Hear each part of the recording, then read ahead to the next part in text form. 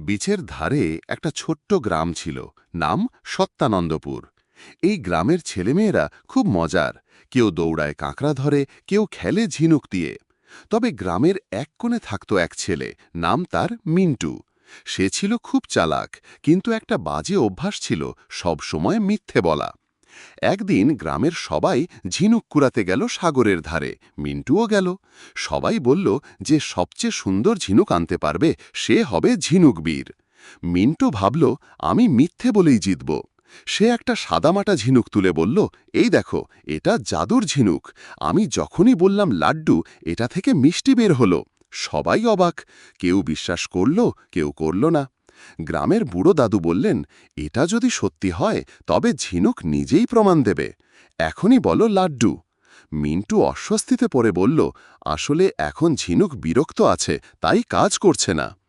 লোকেরা হাসতে লাগল, কিন্তু গ্রামের শিশুদের একদল বলল, না না, আমরা ওর পাশে, হয়তো ঝিনুক ক্লান্ত। তারা মিন্টুর জাদু ঝিনুক দেখতে গ্রামের প্রদর্শনীতে নিয়ে গেল। পরদিন সেই প্রদর্শনীতে আসল এক সমুদ্র রক্ষক বৃদ্ধা। তিনি বললেন, সত্যের ঝিনুক স্বর্ণের মতো চকচক করে, আর মিথ্যার ঝিনুক বালুর মতো ধুলো মলিন। তিনি মিন্টুর ঝিনুক হাতে নিলেন, ফুঁ দিয়ে বললেন, আর মুহূর্তেই ঝিনুকটা ধুলিতে ভেঙে চুরমার হয়ে গেল। সবাই চুপচাপ, মিন্টুর চোখে জল। সে বলল, আমি শুধু প্রশংসা চাইছিলাম, তাই মিথ্যে বলেছি, আমি ভুল করেছি। বৃদ্ধা মুচকি হেসে বললেন, প্রশংসা আসে যোগ্যতার জন্য, অভিনয়ের জন্য নয়। তিনি একটা ছোট সোনালি ঝিনুক মিন্টুর হাতে দিলেন, বললেন, এটা রাখো, কিন্তু সত্যি ছাড়া এটা কখনো খুলবে না। সেই দিন থেকে মিন্টু বদলে গেল।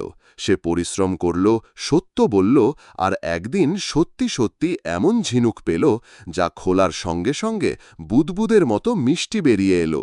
সবাই বলল, এইবারের ঝিনুক বীর আমাদের সত্যবাদী মিন্টু। গল্পের বার্তা, মিথ্যে দিয়ে কিছু সময়ের জন্য জেতা যায়, কিন্তু সত্য দিয়ে জেতা যায় জীবনের জন্য। সত্য ঝিনুকের মতো, বাইরে শক্ত হলেও ভিতরে মুক্তার মতো সুন্দর। গল্পটা ভালো লাগলে আর পরের মজার গল্প মিস না করতে এক্ষুনি সাবস্ক্রাইব করো।